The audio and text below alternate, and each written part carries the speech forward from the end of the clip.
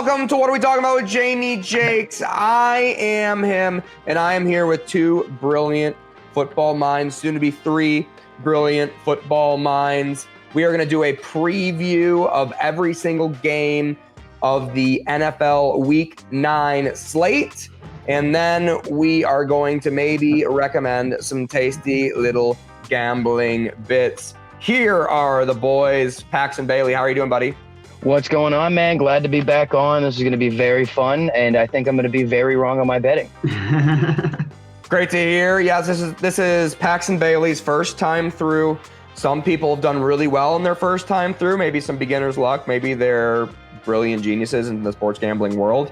And sometimes you just pick every single game like Anthony Ramoz did 2 weeks ago and went like 2-9 out of the weekend or something like that. Had a real rough time. Miles Francis. Miles Francis also on the episode with me today. How you doing, buddy? Doing good, man. I'm going to go ahead and take the over on Paxton's bets because I think he is going to get some Rain Man shit going on today. He's going to have over 7.5 bets. That's what I would set the line at. Someone drop some toothpicks. I'm going to see. I can't wait to see what happens. So, boys, let's get right into it. By the way, we are absolutely red hot on this. Just a warning. We are absolutely red hot right now. I went 9-0-1 last week, including a recommendation of the Broncos money line over the Chiefs, including a recommendation of the Carolina Panthers winning outright. And it wasn't even my bet. I backed James Brewer, who is just as hot. I think went like similar to me, like 7-0 last week. I don't think he even had a push in the whole slate. He has been red hot previous to that week. I'm just now getting red hot. So when he jumps on the show, he is an NFL insider. You do have to keep that in mind. So when he jumps on the show, sometimes he knows a little bit more than we all do, or he is willing to admit that he does. But anyways, boys, let's get going. Starting with Thursday Night Football, which is tomorrow. Tonight we're recording Wednesday night, which is a little bit unusual for us, but we get a little bit more trade info leading up to these games. The Pittsburgh Steelers are home facing the Tennessee Titans. The Steelers are 3-point favorites in the game. This feels like a classic Mike Tomlin bounce back game. The Steelers are always kind of up and down, especially the past few years with Ben Roethlisberger gone and Kenny Pickett in for Pittsburgh. Tennessee Titans were rumored to trade everybody, and I don't believe they made a single trade. They traded away Byard.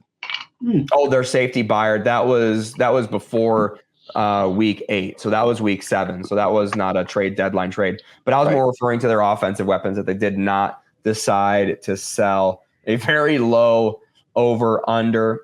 Nothing about this game makes me want to bet on either side. I think they're both very average teams. If any lean I had, I would probably lean the money line for the Titans at plus 130. So shout out to James Brewer. Love that money line. Yeah, just a coin flip game. Just take whichever team gets plus money, and all you have to do to make money on that bet in the long run is hit it 45% of the time or something like that. So just some like math statistic stuff. That's important to know. So I'm not recommending either side. I'm laying off this game completely. If I lean anywhere, I would leave the money line for the Titans. Paxton, Bailey, what do you think? I actually just remembered prior to you saying all this that Kenny Pickett went down. He had, I believe, rib injuries.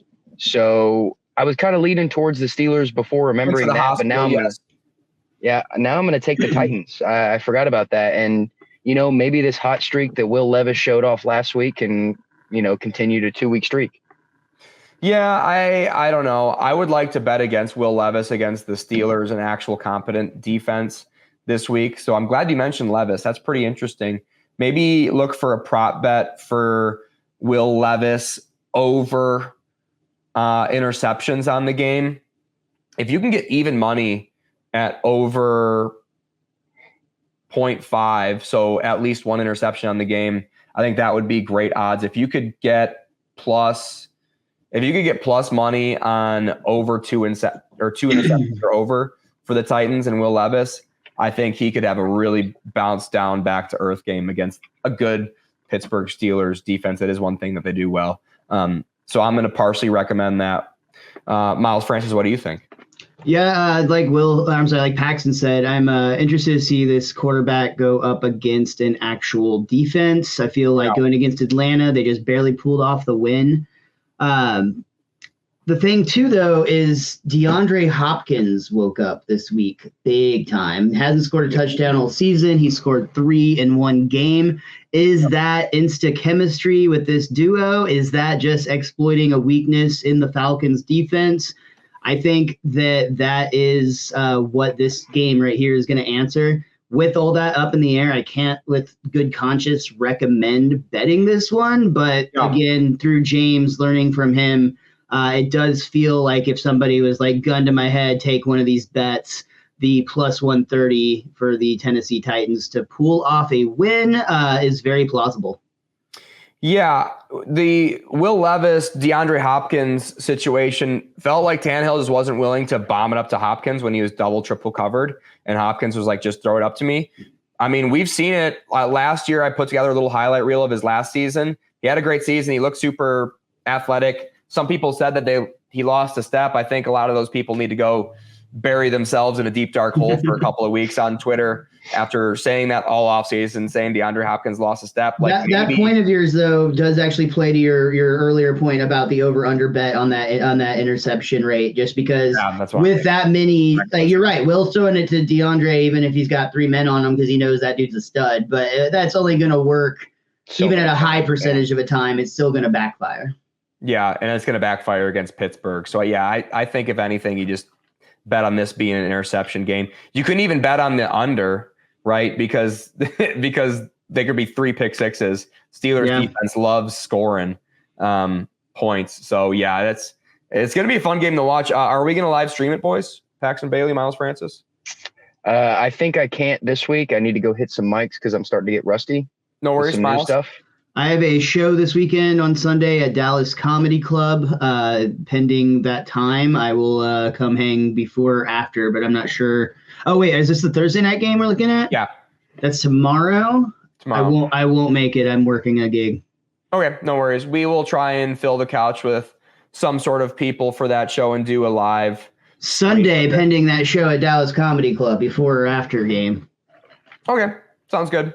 Moving on to Sunday, speaking of which, a great morning game. I almost forgot about this game for a second. Germany. You love the Germans watching football. They love American-style football in Germany. I'm really excited to see it. 8:30 a.m., Dolphins and Chiefs, a powerhouse matchup. The Dolphins are a 1.5-point underdog, obviously a neutral field, even though it is technically a Chiefs home game. I don't think the NFL has really figured out the whole travel thing. What's the best way to operate in these long travel games?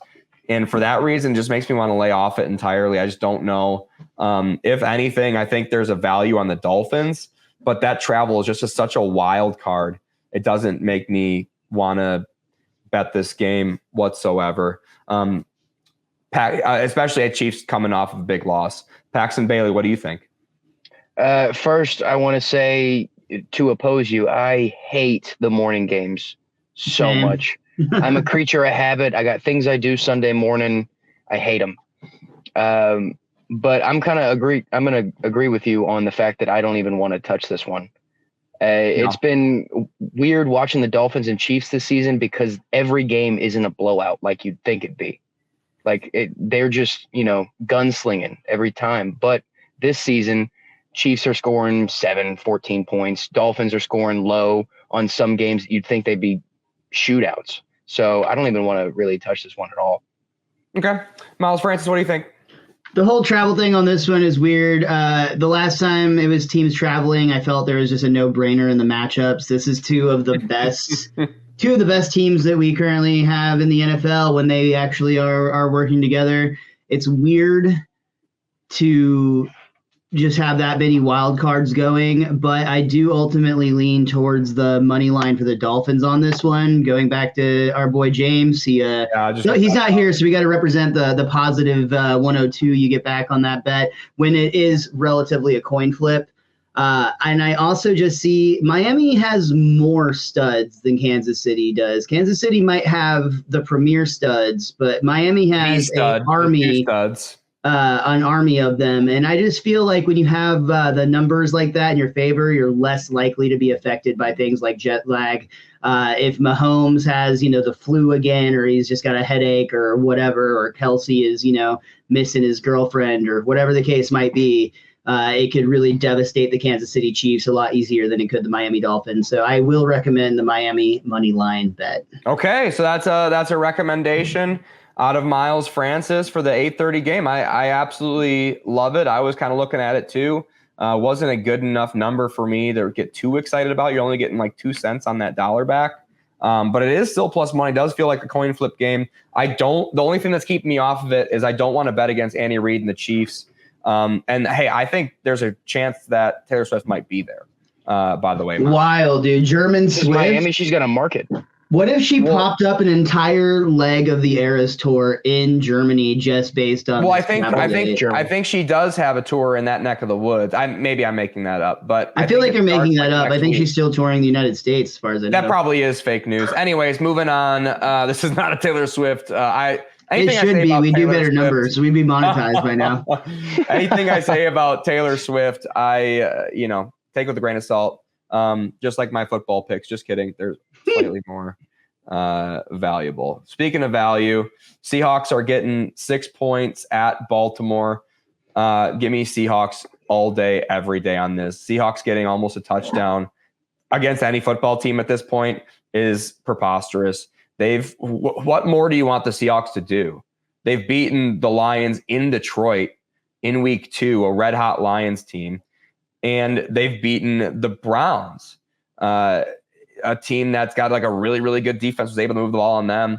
Ravens have a really, really good defense. They're going to have to move the ball on them. This Seahawks team is unbelievable. Bobby Wagner holding it down. That secondary are ball hawks. It's just no one's talking about them. And this is a great value. And this is going to be my bet of the week. Seahawks +6 at the Ravens, who are playing well. Lamar Jackson plays well sometimes. But 6 points is a lot of points to cover against a team that has so many weapons like the Seahawks. So I got to take that. Paxton Bailey, what do you think? Yeah, I'm going to have to agree. I traded Jamie Lamar Jackson this season because I'm done with him. I didn't mean to draft him. I hate having Lamar Jackson on my team. It's so much added stress to the closer and closer I'm going to get to a stroke.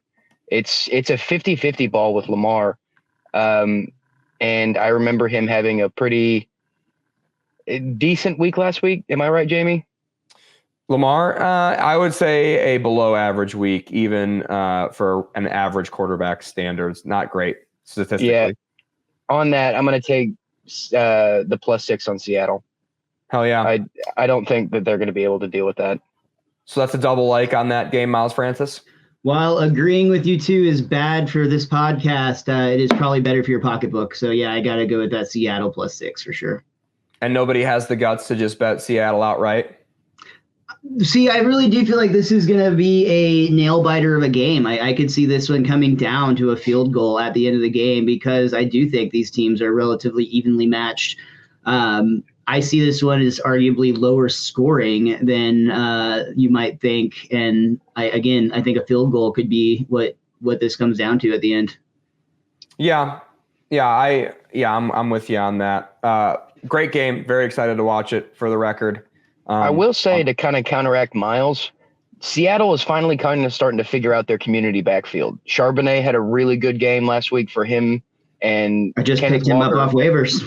Yep, if they start going to that instead of just relying all on Geno, they could have something there. That is crazy for you just to disparage Kenneth Walker like that, and I think you're a real asshole for doing that on my fucking podcast. So watch your fucking mouth, okay? Moving on to the Chicago Bears and the New Orleans Saints. The game is at New Orleans.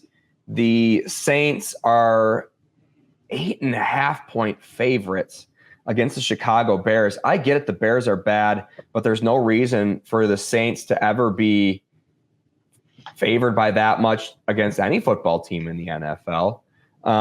I get that there's like this backup CrossFit guy playing quarterback for the Bears. But they're not, I mean, they're not that bad, right? So I'm going to recommend them. And then I'm also going to recommend you do a 6-point teaser parlay.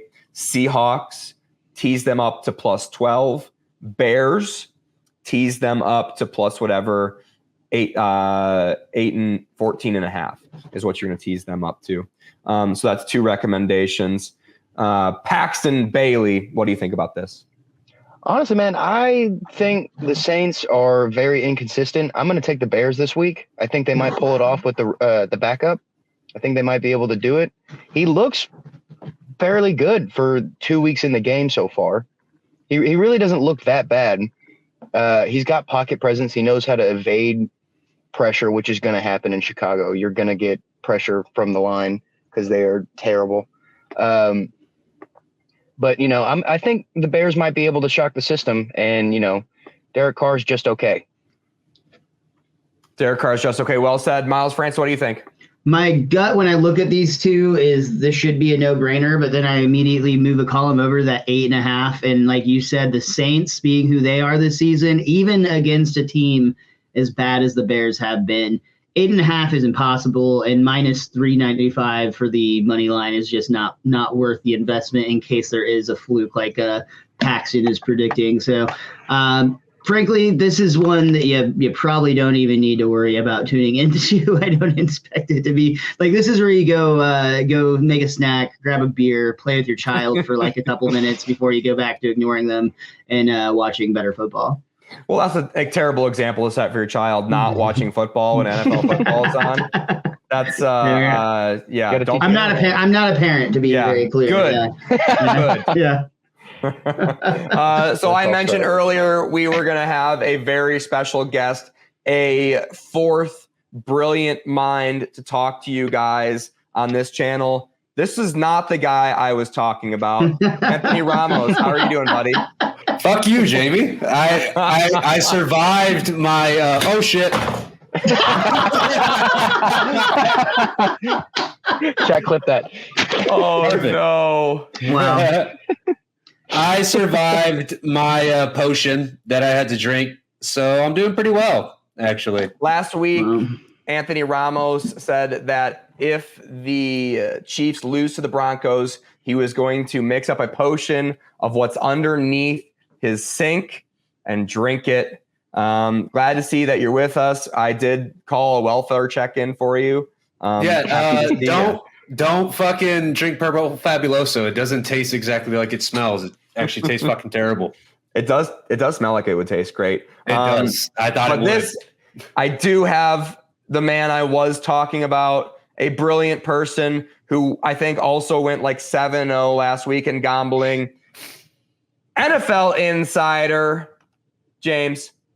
How are you doing, Mr. James? Fuck you, Jerry. Did everyone see that? Brought that one out of the closet. Thank you very much for having me on. I apologize for being tardy. The Alamo Draft House took a little while at the movies, but I'm excited to talk some little gambling and continue the hot streak, hopefully.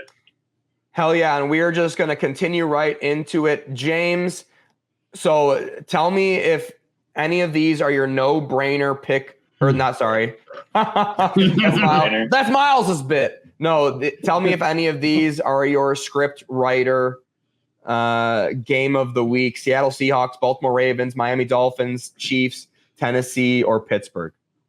I have some bets in there, but none of those are the script game of the week. So okay, we're just gonna cruise right by it, and maybe you text me after the show and give me your recommendations officially, and I'll post them in the comments because James is so red hot. What were you last week, Mr. James? NFL Insider. Technically, because I did half unit bets, 5 and 5, but I was plus 3.5 units on the week, which is always plus 3.5 units, including your Denver Broncos recommendation that I did back you on. Yeah, good job out of you, buddy. Great week of gambling. A few great weeks of gambling, if I'm entirely honest, out of you, Mr. James. Been on an absolute hot streak. Moving on the Arizona Cardinals facing the Cleveland Browns. Deshaun Watson's back at practice again. It's a weak defense on the Arizona side of things, which makes me think that Deshaun's going to try and play. And if he starts 1-5, he'll fake another shoulder injury and hobble off the field. And the Cleveland Browns second team quarterback, whoever it is for the day, will have to go in and replace him. The Browns are -8 points. They're 8-point favorites at home against the Cardinals. I don't see how the Cardinals score that many points on the Browns. We're probably going to see rookie Clayton Tune get a shot at this game before Kyler Murray comes back in week 10. I don't know what to expect out of Clayton Tune. Preseason didn't look great, but who knows like what preseason even means at this point? Probably nothing, right? Like Kenny Pickett was awesome in preseason. So definitely not a good sign. Definitely not like the end of the world if you don't play well in preseason, especially when you're playing with the second team, third team, 4-team guys blocking for you and catching balls from you. For that reason, I think this line's pretty spot on. I think the Browns just kind of handle the Cardinals, probably a sloppy game, and the over-under indicates that at 37.5. They're basically saying the Browns are going to score like 18 points and cover this spread. So I'm laying off of it. I will send it to Mr. James, and I'm going to move you up, buddy. We're going to go in order here. What do you think? Yeah, no Joshua Dobbs. I think the Cleveland Browns probably beat the crap out of the Cardinals here. I don't have a bet personally, but I would actually think the over on the 37.5 would be the thing that I look at the most here. I think the Browns beat the crap out of them. I don't think the Cardinals move the ball very much, and would also like to point out that if somehow the Cardinals end up with the first pick, we're going to have a Cliff Kingsbury coach quarterback at USC back at Arizona. And I think it would be a very ironic thing to happen. But I don't think there's any chance the Cardinals win this game. It should be a big beatdown. I think Cleveland gets enough points from Arizona could squeak a couple or two to cut that 37. Do you think the real reason the Cardinals traded Josh Dobbs to the Minnesota Vikings was because they knew that Josh Dobbs' revenge game against the Browns was going to be an automatic win on their schedule, and they are trying to tank super hard for next season? I think based on the pick that they gave up, I think they just literally the first person that called them, they were like, okay, sure, there you go. It made no sense. He was worth way more. He's been playing very, very well. And so I'm top a little 32 shocked quarterback in the NFL for sure. Yeah. Anyways, Paxton, did you say everything you wanted to say about that, James? Beautiful. Yeah. Paxton Bailey, what do you think? Yeah, I'm going to have to agree with y'all on this one. I don't really like anything on it either, but I would take the under, I guess. I really don't think this is going to be a high-scoring game. I don't think the Browns are going to kick the shit out of them. I do think they're going to win, but I'd be likely to take the under on, say, like a 14-10 game. Is that a recommendation or just a lean? Just a lean. Okay. Oh, yeah. Anthony Ramos? I'm not betting on this game, dude. The Browns, Myles Garrett's just going to sack the shit out of Looney Tunes or whatever the fuck his name is. It's not going to be an interesting game. It's just going to be an absolute massacre. But what do you bet here? Like everything you're betting, it's just not worth it. So I would say stay away from this one. Not going to be a fun game to watch, I don't think. Miles, Francis, what do you think, buddy? Terrible game, terrible bet. We literally are going to see two quarterbacks. Well, I guess Dobbs now. I was going to say we're going to have two mystery quarterback situations going on, which that tends to influence the rest of the team pretty significantly, it turns out. Yeah. So I'm gonna avoid this one. Yeah, you're right about the mystery quarterbacks. This might be like a one you look at where the line is at game time when you do know. But we're recording even Wednesday night. We have no idea who's going to be starting for either team. So for that reason, it's pretty tough to recommend anything on the game whatsoever. Moving on to the Minnesota Vikings and the Atlanta Falcons. The Falcons are favorites at home. Josh Dobbs, I assume, will be starting for the Minnesota Vikings. He's a genius. He's a super genius. He can pick up this offense. The Falcons have not looked good whatsoever in any way, shape, or form other than defensive stopping the run. They can't throw the ball with Ritter. London's getting a little bit better, but he's really the only one who's producing for that Atlanta Falcons offense. Obviously, their rookie is playing unbelievable at the running back position. Even when he's and his team plays really well when he's got a headache. 4.5 points. I want to take the Vikings here, but I can't recommend it. So I'm going to leave it off to James. What do you think?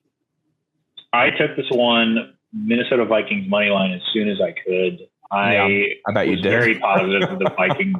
Well, I was positive the Vikings were going to trade for somebody, but I always thought the line would move after that trade. It hasn't moved very much, if at all. And I think that's mainly because of Desmond Ridder being benched. Just puts a giant question mark out there, so it's not leaning as much. I got it at plus 180. It really hasn't moved. I've been checking it since the trade because I thought it would, but it hasn't. So I basically bet on the fact that the Vikings would trade for a quarterback. But I'm very excited about Josh Dobbs. I think that's a great pick up that they got for relatively nothing.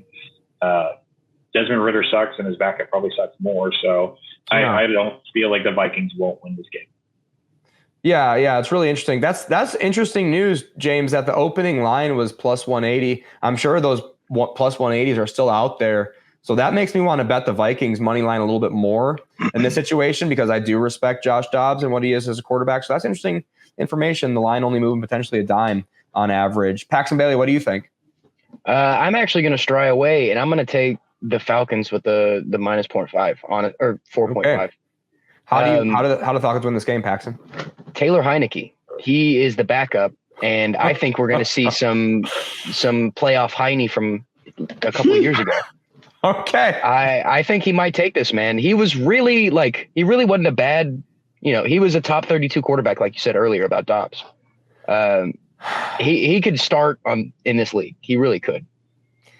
Yeah, but you know what's so hard about the Falcons covering this 4.5 points is they're going to have a 1 to 3 point lead in the fourth quarter with 6 minutes left, and they're just going to run the ball right down to the goal line, take 3 knees, and you're not going to cover. So that 4.5 is tough for a Falcons team to cover, which makes me like the plus 170 that James. Are you still recommending at 170, James, for the record? Yeah, I will take it at 170. We'll count. Plus 150 would be the lowest I'd go on this, but I honestly think the Vikings should be favored, honestly. Yeah. I think Joshua Dobbs is a fantastic quarterback. So I do too. Yeah. Anthony Ramos? I was going to call Paxton stupid, but then I remembered that he's a Raiders fan, so that'd be ableist. I'm not a Raiders fan. I like Bo Jackson. That's it.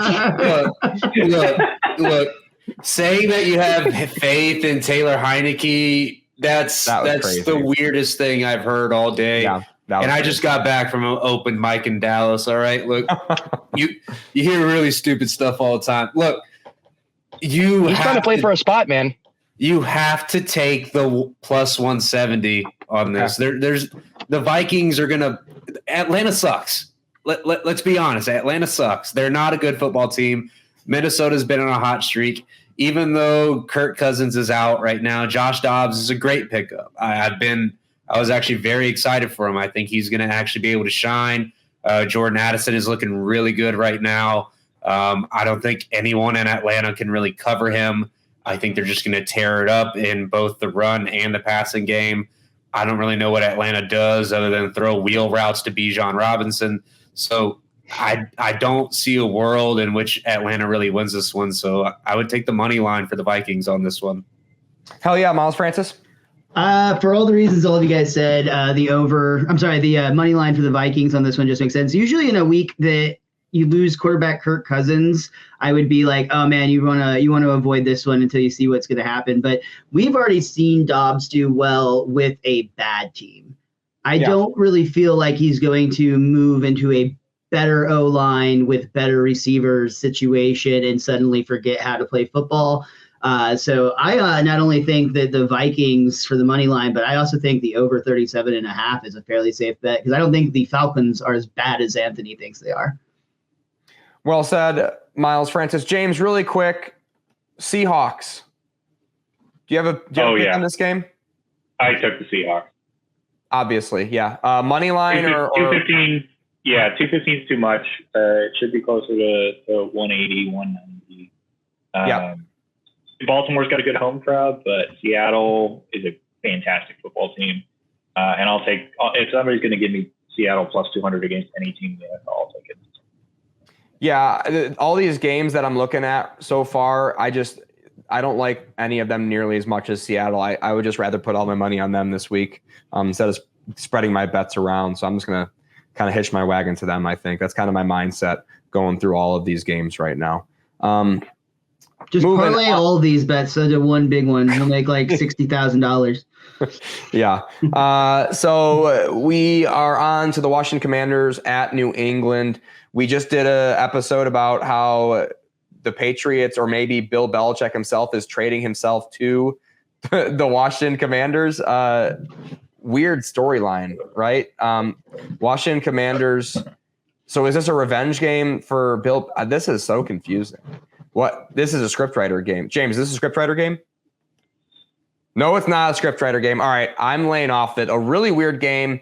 Really weird news coming out of New England. Nothing really to get yourself excited about either team. Commanders just sold both of probably their two best players, or two of their best players on defense. All right, relax. They've got some good weapons on offense, I guess. But Patriots 3-point favorites at home. I'm not betting this game. So I'm not going to recommend either way. Not even going to lean. James, what do you think? Yeah, if the Patriots had any sort of plus on this, I would have taken them. But with them being favored, I don't like New England favored right now. Pour one out for my homie Jonathan Allen, who's still stuck in Washington after 7 years of this shit. So sorry, buddy. Hopefully you'll get traded or get out of there. Hell yeah. And James, did you predict exactly a trade that happened? I thought it would have been Jonathan Allen leaving based on his comments, post-conference / somewhat knowing him. But I'm not shocked that Chase Young sweat left. We definitely all agree that the defensive line of Washington was up for sale. It was for sure, but I did not correctly pick a specific trade with Washington. Yeah. So did one of them go to Seattle? Is that right? Or no? Seattle got an. Yeah. So I had. Yeah. Seattle picked up the Giants. Yeah. Anyways, moving on. Who's up next? Paxton? Yeah, I am so up and in the air about this one. This could easily be one of those games where it's like 3-2 and there's just a random safety in there somewhere. This is going to be a shit show, and I want nothing to do with this game. Hell yeah. Anthony Ramos? Monkey's trying to Eiffel Tower bowling ball, dude. I'm not going to bet on this game. It's going to be an awful game. It's not worth watching. If this comes on while you're watching Red Zone, go take a shit. Yep. Miles Francis. You mentioned earlier that the NFL hasn't figured out the traveling situation to like Germany and overseas. I think this week they failed to figure out how to give us games to make an entertaining sports betting podcast because all of these lines are absolute trash. I have no interest in betting on anybody in this game. And to Anthony's point, also watching this game. Yep. Moving on to the Buccaneers and the Houston Texans. The Buccaneers are getting 2.5 points at Houston. Houston coming off of a loss to the Carolina Panthers, which we did predict money line on the gambling podcast last week. James and I did, I think. Houston Texans have kind of not looked great. Stroud hasn't looked. Am I missing something? Is there a massive injury in this game between the Buccaneers and the Texans, guys? No major injury concerns that I'm aware of on either side of the ball. Baker Mayfield is a far better quarterback at this point of his career, and he's got better weapons at this point of his career than Stroud. What do the Houston Texans defense do well? Nothing. They can kind of stop the pass. The Bucs can run the ball against a shitty run defense. And I think that's what they're going to do in this game with Rachaad White, who's a good running back. He just doesn't have a lot of opportunities with the way he's being blocked for. And Baker Mayfield's clutch as fuck. We've said it before. We said it again. He's a covering machine. He'll keep it within 2 points against the Houston Texans. So I'm going to recommend Tampa Bay Buccaneers money line plus 124. Seems pretty obvious to me, James. Yeah, I actually didn't have this one on my slate, and I'm looking at this game saying, why the hell did I not? Buccaneers plus money. We did this last week with the Panthers against the Texans. I think the Buccaneers are a great team. Houston doesn't have very much of a home field advantage. Shout out to Miko Ryans for being a Bama grad, but other than that, not excited about this team. So I like Buccaneers and I like plus money, so I would be adding that to my slate actually. Okay, so I just talked James into a bet, which is never a good sign on this show. Great sign. That's a great sign. We are both red hot, but I don't know about that. Paxton, what do you think? Yeah, I mean, the only thing I could think to say about Houston right now is they've got their full healthy receiver core back. Tank Dell is back. Yeah. Nico Collins is in. Not Jake Ferguson. Dalton Schultz is fine, looking okay. But still, I'm still going to take didn't help. Yeah, no. I'm still going to take the Bucks with the money line at plus 124 though. This is just another one of those games. Oh yeah. Anthony Ramos?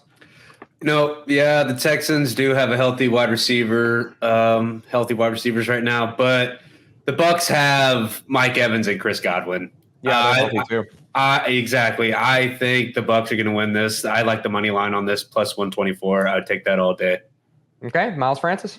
Once again, bad for podcasting, but good for your wallet. Agree with everybody. It's the Bucks money line all day. I think this will be a fun game to watch. For the record, Baker Mayfield, I mean, I love him. He's fun to watch no matter what. If he's winning, if he's losing, it's always a good time with him. And you get to watch CJ Stroud. So that'll definitely be one of my top 4 games I'm watching in the noon slate. Moving on to the LA Rams facing the Green Bay Packers. The Rams have a injury at quarterback with a sprained thumb. Matt Stafford. He did go back in the game after he hurt it, but I don't think it really affected him. I think he did get pulled later on, not even out of precaution, just because that game just got so out of hand. The Rams, what can't they do on offense? They cannot play against a great pass rush. How would you guys grade the Packers pass rush? Would you grade them middle tier, top tier, or bottom tier? So middle 10, top whatever, bottom whatever. If you think they're top tier pass rush, raise your hand. If you think they are a middle tier pass rush, the Packers, raise your hand. If you think, okay, so we all are in agreement. This Packers pass rush isn't great. Matt Stafford is a tough young lad, and I'll always bet on him. I don't want to guarantee that he's playing, but I have a pretty darn good feeling about it. Rams plus 140. I mean, what about this Packers team in general and the Packers? They're a great matchup. The Rams have a great matchup on their offensive side of the ball, and Packers just stink. They can't move the football. All of their people are healthy. They're out of excuses. They just suck. And they just traded their best corner. So, yeah, Rams money line all day, every day. This is just getting too easy, James. We're going to make so much money again. We said it last week. Go ahead, buddy. Oh, man. Are you going to talk me into another bet? I appreciate what's going on with the Rams, but despite the fact that Matthew Stafford could literally just throw the ball, with little 3/4 arms, doesn't even need his shoulder, if you ask me. But I don't think he plays. I'm staying off of this one. I just feel like I'm going to bet the Rams, and somehow that's going to be the butterfly that makes the Packers good again. I don't want to touch it. They have forced Matt Stafford to sit multiple times with broken shoulders. Aaron Rodgers played with a broken thumb last year in his throwing hand. Matt Stafford's playing. You can take that to the bank. Paxton Bailey, what do you think? I also think Matt Stafford's going to play, but even if he doesn't, I think he's got the tools around him for the backup to still succeed. Yeah. Cooper Kupp looks amazing. In all honesty, he's just not getting the targets that he normally would. Puka looks great. Tutu Atwell is a great number 3 wide receiver, in all honesty. Tyler Higbee's fantastic. I'm taking the plus 140 all day. Okay. Anthony Ramos? I think we're all going to be in agreement on this one, but I take the plus 140 as well. The Green Bay Packers just aren't convincing me. They just don't look good. I'm not a fan of them. The Rams, they have solid wide receivers that really need to kind of flush some things out. But, I mean, in this game, I don't understand why the Rams are not the favorite. So, in this case, yeah, I take the plus 140 all day. Miles? I don't think that the Green Bay Packers could line up against Puka Nakua's optimism and succeed. Like, they are still behind the barrel on this one. Rams money line for sure. Love it. Okay, so we're all in agreement there. Moving on to the 3 o'clock games. Indianapolis Colts are going over to Carolina, and they're playing the Panthers, and Bryce Young coming off of a big win against the Texans, who aren't a great team. Colts are not an awesome team, but they're going to be able to hang in there and beat teams like Carolina, even on the road. I think Gardner Minshew has enough weapons on offense. There's not enough stuff going on the defense. Also, big potential letdown game coming off of an emotional win. Got the kind of horse off your back in terms of actually winning the game this season. Now they can lose out and not have to like bury their head in the sand and be in total shame going 0-17. Panthers, underdogs at home. Nothing about that team makes me want to gamble on them. I don't think this is a coin flip. I think this line's just about right. So I'm going to lay off of it here. James, what do you think? Look, I made my money on Bryce Young last week, but hold on. Uh-oh. I know. I'm on the podcast. I can't. It's important. Mail from the NFL head office. Weird. Okay. I guess you should probably open it. James, please stop having the script be presented to everyone on the internet on your podcast. Whoa, that's official. We need you to stop now. And in fact, we need you to come to Carolina this weekend to talk. Signed, Roger Goodell. Ooh. Whoa, what's that all about? Panthers are winning this weekend. Take the Panthers money line. Your boy's going to be in Carolina for this game. Whoa. He's going to keep balling. It's going to be a great game. It's going to be a fantastic game. Quite frankly, having me in the home stadium is worth at least 1.5 points because I'm loud as fuck. Let's go, Panthers. Keep pounding it. Wow. And James predicting a 2-game win streak for Bryce Young and the Carolina Panthers. That's a scriptwriter bet, and that scriptwriter bet is red hot. It predicted it. What do you remember what it said last week about the Chiefs playing at Denver? Said something about these beauties winning last week. I don't know why. You said it's a trap, and you were exactly right. It was a trap. Okay, so there you have it. The NFL scriptwriters bet of the week by insider James. Going on to Mr. Paxton Bailey. I'm going to have to agree with him. Shame on me on agreeing with the script. But, not only is Carolina coming off this win, but Minshew Mania isn't still going on. The Panthers have a great rush defense, so they'll be able to at least stop-ish Jonathan Taylor and Zach Moss. I'm going to take Carolina on the money line on this one. Anthony? It's like how Miles thinks wrestling is real. I don't think the script is real. I want to take the Colts in this one. Even though Gardner Minshew does fucking suck, the Panthers are a lot worse. Like, I get that they're at home. I get that they're coming off of a win. I get that Bryce Young is feeling it. But, I mean, I just don't really see it happening. So I'm going to go against the script here. And honestly, I like the minus 2.5. I think it's going to be a close one, but the minus 2.5 for the Colts, I'll take that. Okay, so that's a crossfire. Anthony Ramos betting against the scriptwriters bet of the week. We'll see how it goes, Miles. No potion this time? You're not betting No potion. on this?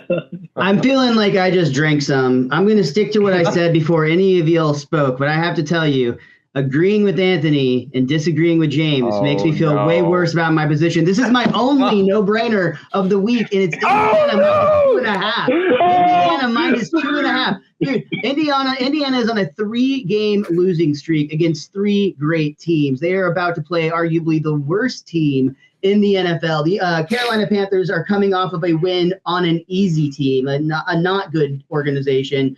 I don't see any way that Indiana just doesn't mop the fucking floor with Carolina. But I am literally rooting against James twice now, so I'm feeling very sad about it. It never feels good to gamble against a red-hot gambler like James. Yeah. Who's going to be in attendance, mind you. A very loud fan, apparently. Yeah, he's an asset to your home field, especially when he has his own money on the line.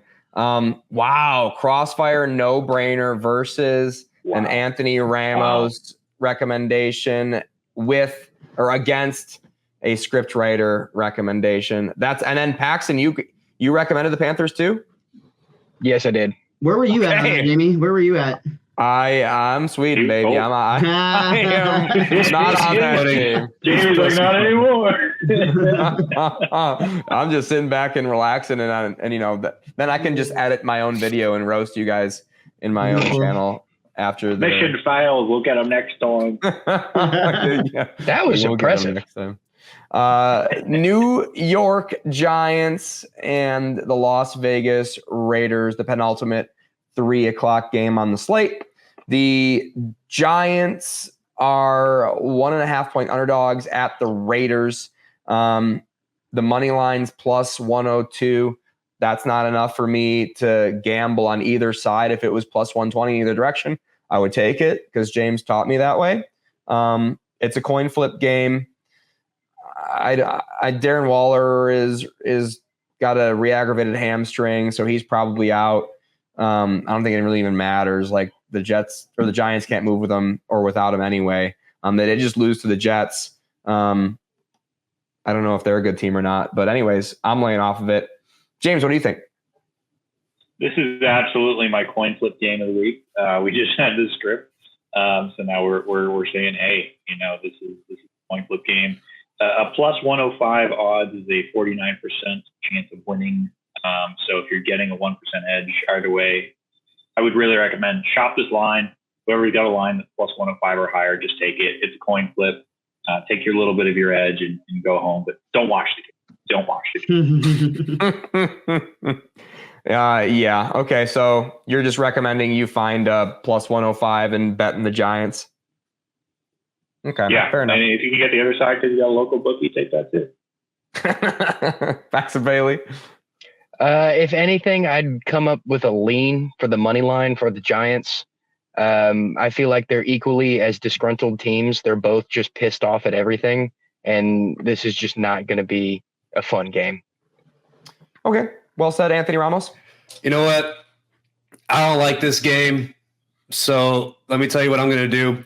I was going to play Dungeons and Dragons today, and I do feel like rolling some dice. So in my hand, I actually have some dice date right here. This feels like a gimmick. What a great idea. I wonder where you came up with that. This is a great idea. These are probability dice. So the way this works, we're going to do an over-under, okay? Over 50. Over 50 is going to mean that the Raiders will win. Under 50 means that the Giants are going to win. So whatever this lands on is good. I'll just go ahead and roll it. I'll tell y'all what it is. Let's see here. Okay. All right, here we go. The Anthony Ramos dice roll over under of the week. The fate dice. It is, I don't know if y'all can see that, 55. Over. I can't fucking get it in camera. There it is, 55. That means that the fucking Giants are going to win this one. I actually have. Why does that mean that? The Giants will win this. A lot of D&D is a lot of improv, Jamie. You just got to roll with it. Yes, and the line. Hey, you got to roll with it. Okay. Giants will win this one. I'm not convinced enough really with it though, but the dice don't lie. So take the plus 102, make a little bit of money off of it. The dice don't lie. I can't wait for the dice to get hot on this podcast. Anthony. Great gimmick out of you. Miles I'll get a better Francis. Camera.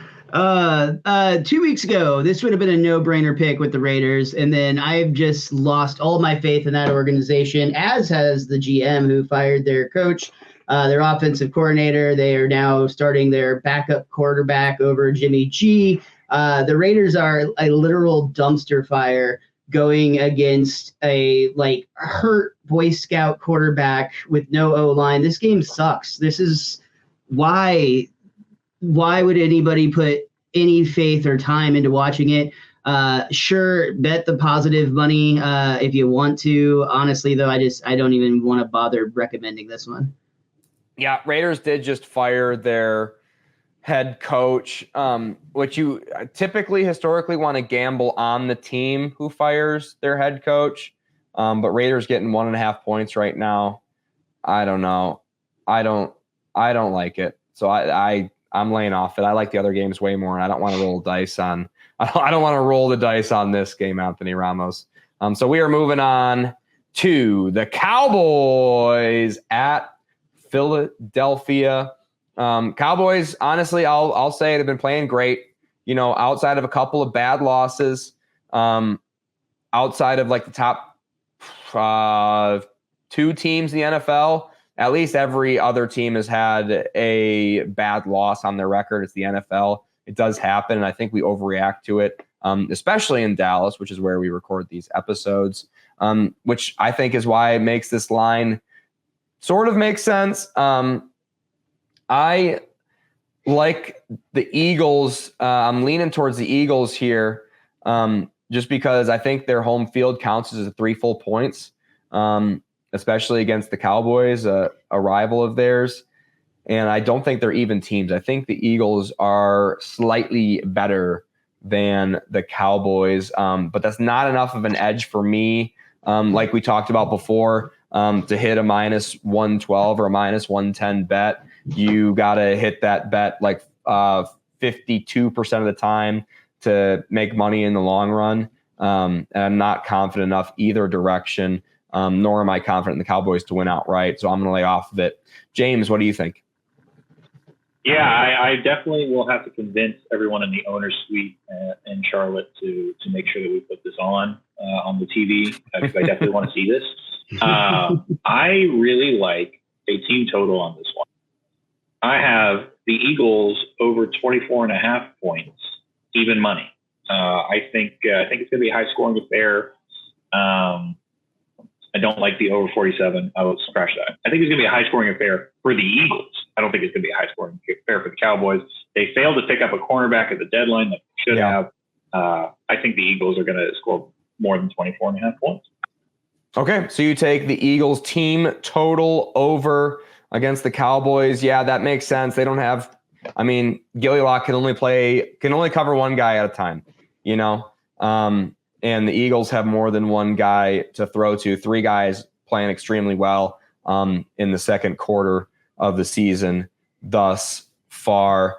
James did say that he was going to be in the owner's suite at the Carolina game. He is an NFL insider. I'm sure he's joking. Paxton Bailey, what do you think? I'm going to take the Dallas Cowboys money line. Honestly, I think we might have a shot at this one. He's talking about the Super Bowl because, according to him, we them boys. This is our year now. I hate that I'm a Cowboys fan, but parking lot M is technically where I was born now. So I'm going to take the money line on this one. I think the Cowboys have the ability to pull it off if they use Tony Pollard more and correctly, which they have not been doing of late. But CeeDee Lamb is hot, and I really do think our wide receiver core in Dallas looks good. Brandon Cooks is a great wide receiver. He just didn't get enough targets. Michael Gallup is a possession catch king. And the Dallas defense, on average, will probably get a defensive touchdown as well. So I'm going to take Dallas in this one. All right. Dallas, money line, a little bit of indirect crossfire there. James taking the Eagles team total. So sort of kind of half crossfire. Anthony Ramos, what do you think? The Eagles have looked really good this year. I have quite a few of their players in a lot of my fantasy leagues.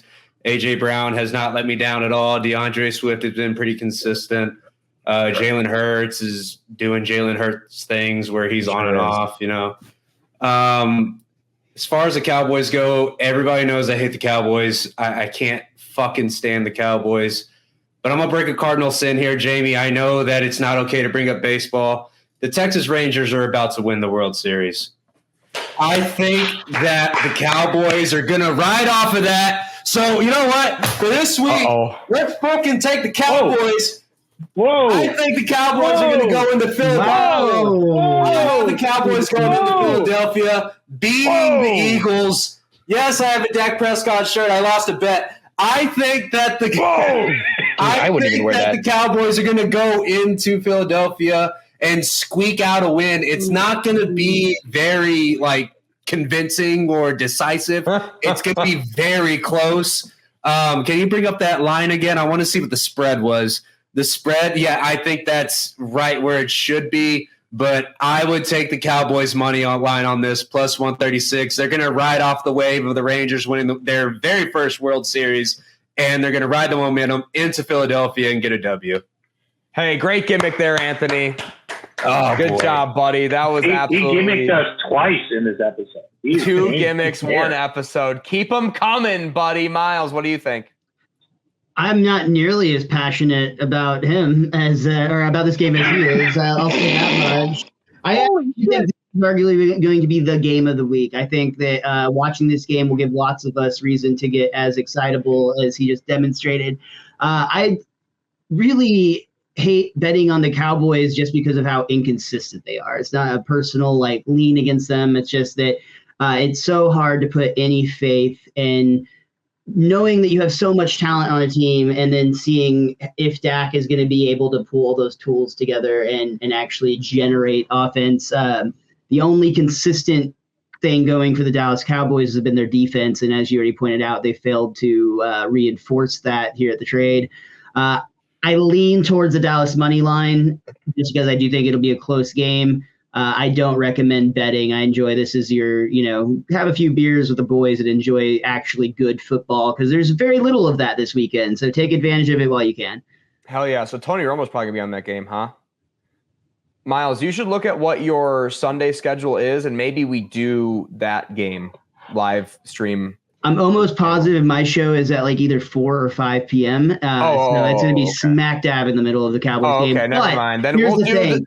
We got notification today that ticket sales for that show are low. I wonder why. So it might get canceled, in which case see you on the couch. Hey, Jamie, I'll come watch that game with you in my Dak shirt, buddy. Okay, hell yeah. I was thinking maybe we do that. We do the 3:00 game live stream if that works with our schedules. I'm just spitballing here, so be on the lookout for that. Subscribe. I'll do a cameo from the suite with Roger for the game. I'll lock that in real quick. Yeah, he's going to pick up the scripts for the next few weeks is why you're really there, right? Bro, you don't trust that in the mail. For the scripts. He's actually an NFL insider. That's not a bit. He is actually an NFL insider. But everyone said of all the gimmicks we have on the show, that's the one thing that is actually real.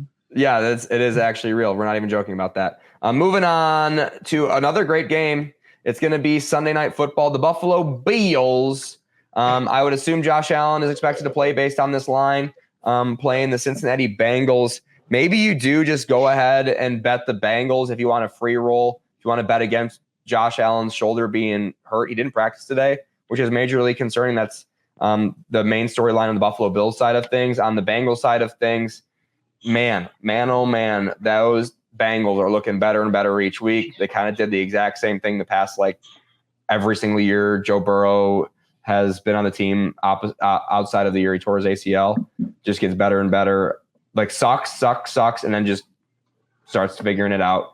So I would lean towards the Bengals -2 here, but not enough to get too excited about it. So I'm laying off it. James? I really like the over on this one. I was able to grab it at 49. I think this is just going to be one of those classic Sunday night, the Bills versus Chiefs/Bengals, where there's 24 points scored in the last 4 minutes somehow.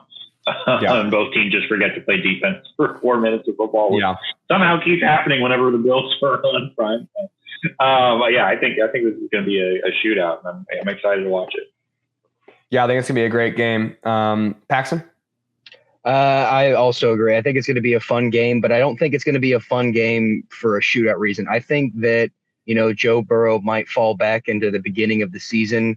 If Josh Allen doesn't play, this might be an under game. So I'm leaning on that, but I don't want to take anything, especially with Josh Allen being out. And Anthony? It's going to be a really fun game to watch. It's going to be a really shit game to bet on because both of these teams are unreliable. I stay away from this one, but definitely watch it. It's going to be a lot of fun either way because we're going to have a really high-scoring game. I just don't feel confident in placing any bets on this, though. Yep. Miles Francis? I'll push the Bengals -2, and it's primarily because I am a Joe Burrow fantasy manager, and I just need to have a little bit of investment to show him that I do have faith that he is truly back and ready to carry my team to victory. That is a Miles Francis emotional hedging bet of the week on the Cincinnati Bengals. Moving on to Monday night The LA Chargers are facing the red hot winning record New York Jets. Aaron Rodgers will probably be doing wind sprints at pregame with his new awesome Achilles, and like he'll probably just be like faster than he was before the injury, and somehow like more explosive and more powerful. And he's not going to play, but that's going to give the Jets enough juice to want to play. But can they beat the Chargers? If anything, I would lean money line Jets plus 142. Feels like a coin flip to me. At some point, this Jets luck has to run out. I don't know if it does or not on Monday night here. So for that reason, I'm just gonna lay off it. Bet more money on Seahawks plus 6 and Seahawks money line. Just put all my money in the world on that. So that's what I'm gonna do here on Monday night. James, what are you doing? Yeah, absolutely. Find a loan shark, get as much money as you can in that Seahawks. No consequences. There is a tradition that I have that it's been going on for 2 episodes. Anytime that Anthony is on the podcast, I bet against the Chargers. I'm not breaking that streak now. I'm taking the Jets plus 3.5. How did that work for you last week? It didn't work last week. I'm 1-1. I will admit I'm not as good as the script writing gimmick, unfortunately. But I'm going to take 3.5 here. I think it's not as a complete coin flip. I would lean Chargers, but at like 55-45. So I like 3.5. I think it's a decent number to grab. And they're at home. It's Monday night. Let's see what happens. Let's see what happens. Paxton Bailey, what's going to happen? I think this is going to be a shootout because, I think the Chargers can beat the Jets, but the Chargers defense is going to give up a lot of yardage passing through the air, I believe. So I'm going to take the over on this one for the Chargers. Over on, okay. I love it. And Anthony? Guys, this is the LaDainian Tomlinson classic, all right? Okay. The LT played for both of these teams. He played for the Chargers and he played for the Jets. We have seen primetime Herbert. We know what he can do. He's red hot right now. And there is one jersey I have that's signed in my room, and it's my pick. Gotta go for the LT on the Chargers. So I'm going for the Chargers on this one. I didn't think anybody was ever going to guess anything otherwise. Am I going to place money on this? No, because minus 170, the money line is kind of shitty. But I would bet the over 40.5. Like Paxton said, I think it's going to be a shootout. Both these teams don't like playing defense. So I think it's going to be a high-scoring game and going to be a lot of fun. But in the end, Chargers come out with a W. Jets definitely do play defense. But anyways, Miles Francis, what do you think? What you just said is huge impact. The Jets, if anything, have a much stronger defense than they do in offense. And Justin Herbert's thumb is bothering him. Like watching that game the other night. Whatever the fuck it is, you got the big padded like cast thing sticking off of there. Everyone, I know he keeps saying it's not bothering him. It's distracting me as somebody watching the game. I can't imagine trying to play with it. So for that reason, I hold off on this one. It's just too good of a defense against too inconsistent of an offense right now. Brilliant. And that was our week 9 gambling recommendations for the whole NFL slate. This has been What Are We Talking About with Jamie Jakes. I am him. Please subscribe to the channel and leave a like on the video. We do these every single week. You can follow me at JAMJKS on Twitter. You can follow me at DR Jamie Jakes on Instagram. I will leave it to Mr. Most Days Off. Got a couple shows coming up in the Dallas area. Dallas comedian Miles Francis. What do you got to tell him? This Saturday night, you should come down to Deep Ellum, Reno's Chop Shop. Both Anthony and I will be opening for Sam Miller, who happens to have the #1 comedy album on iTunes right now. So kind of a big deal. Somebody I'm looking forward to meeting and working with. And you guys will have a great time if you come down to Reno's Chop Shop at 9 p.m. Those are always excellent shows. And the man producing that show, I assume, Anthony Ramoz? Yes, I am. Like Miles said, come down to Reno's Chop Shop. It's $20 at the door. It's going to be a lot of fun. Sam Miller has a lot of momentum right now. He's selling out everywhere. Get your to get your tickets online before they run out. Also, make sure to come out to Reno's every Thursday. It's a lot of fun. You can run some new material out there and see people be really bad at comedy. It's a lot of fun. Hell yeah. Paxton Bailey, great job. First time on the show, buddy. How are you doing? What do you got to tell them about you? Follow me on Instagram and YouTube at wrong finger. This right here, that handle. That will get you in to watch here pretty soon, either end of November, early December. The episode I just did with Jamie and Anthony, a very funny episode. Really I just got a new clip from it today that I can't wait to share with y'all in the next couple of weeks. Yeah, for promotion. That'll be fucking great. If you can't make it out to Deep Ellum for their show, come out to Dallas for mine. If you want to check my Instagram, I can't remember the address off head. But Paxton, where do you think Deep Ellum is, bro?